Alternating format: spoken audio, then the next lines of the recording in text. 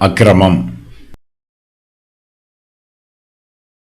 நீங்கள் இந்த வார்த்தையை வெறுத்து இடுக்கமும் தாறுமாறும் செய்கிறதை நம்பி அதை சார்ந்து கொள்கிறபடியால் இந்த அக்கிரமம் உங்களுக்கு உயர்ந்த சுவரில் விழப்பிதுங்கி நிற்கிறதும் திடீரென்று சடுதியாய் இடியப் போகிறதுமான வெடிப்பை போல இருக்கும் என்று இஸ்ரவேலின் பரிசுத்தர் சொல்லுகிறார். அவர்களை அவர் தப்ப விடாமல் உடையும்படி குயக்கலத்தை நொறுக்குவது போல அவர்களை நொறுக்குவார். அடுப்பிலே நெருப்பு எடுக்கிறதற்கும் குளத்திலே தண்ணீர் மொள்ளுகிறதற்கும் நொறுங்கின துண்டுகளில் ஒரு ஓடாகிலும் அகப்படாதே போம். யூதாவின் புத்திரர் கர்த்தருக்கு விரோதமாய் கலகம் பண்ணுகிறார்கள். அவர்கள் சத்தியத்தை பேசாமல் பொய்யை பேசுகிறார்கள். இதன் நிமித்தமாய் அவர்களுக்கு அழிவு நியமிக்கப்பட்டிருக்கிறது. ஏசாயா தீர்க்கதரிசி கர்த்தருடைய வார்த்தையை சொல்லும்போது இஸ்ரவேலின் பரிசுத்தர் சொல்லுகிறார் என்று சொல்லுகிறார். கர்த்தருடைய நியாய தீர்ப்பு யூதாவின் புத்திரர் மீது வரப்போகிறது. அவர்கள் இந்த வார்த்தையை வெறுத்தார்கள். இதுவே அவர்கள் மீது வரப்போகிற நியாய தீர்ப்புக்கு காரணம்.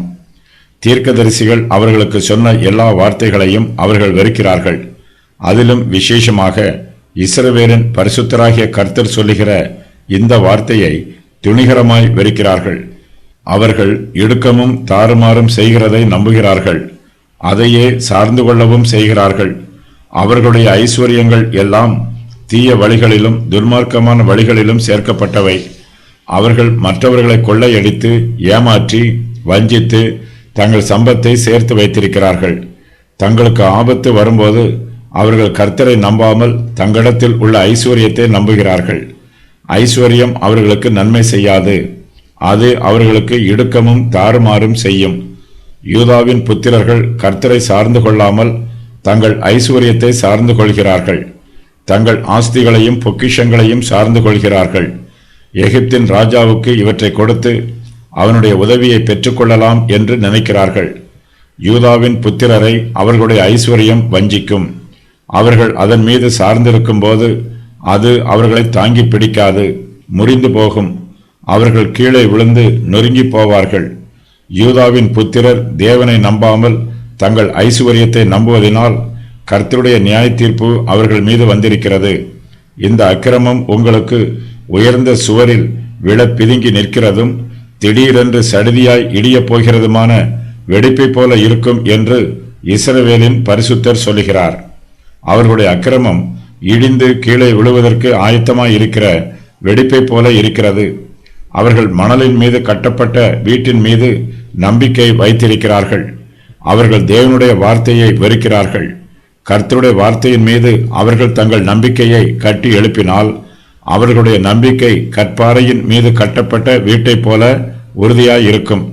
ஆனால் இப்போதோ யூதாவின் புத்திரர் மாயமான காரியங்கள் மீது நம்பிக்கை வைத்திருக்கிறார்கள். அவர்கள் எகிப்தை நம்புகிறார்கள். எகிப்து கற்பாறையின் மீது கட்டப்பட்ட வீடு அல்ல. அது பார்ப்பதற்கு பெரிய வீட்டை போல இருக்கிறது. வீட்டின் சுவர்கள் உயரமாய் இருக்கிறது. ஆனால் அந்த சுவற்றில் ஏராளமான வெடிப்புகள் இருக்கிறது. அந்த வெடிப்புகளும் திடீரென்று சடுதியாய் இடிந்து விழக்கூடியதாய் இருக்கிறது. எகிப்தின் சுவர்கள் உயரமாய் இருந்தாலும் அது பலனாய் இல்லை.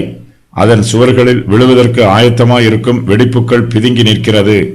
இந்த சுவற்றால் தன்னுடைய பாரத்தையே தாங்க முடியவில்லை. இது மற்றவர்களின் பாரத்தை தாங்காது. நீங்கள் எவ்வளவு மாறுபாடு உள்ளவர்கள்! குயவன் களிமண்ணுக்கு சமானமாக எண்ணப்படலாமோ? உண்டாக்கப்பட்டது தன்னை உண்டாக்கினவனை குறித்து அவர் என்னை உண்டாக்கினதில்லை என்றும், உருவாக்கப்பட்டது தன்னை உருவாக்கினவரை குறித்து அவருக்கு புத்தி இல்லை என்றும் சொல்லத்தகுமோ? ஏசாயா 29:16. யூதா தேசத்தாரின் நம்பிக்கை குயக்கலத்தை போல பலவீனமாய் இருக்கிறது. குயக்கலம் நொறுங்கி போவது போல அவர்களுடைய நம்பிக்கையும் நொறுங்கி போகும்.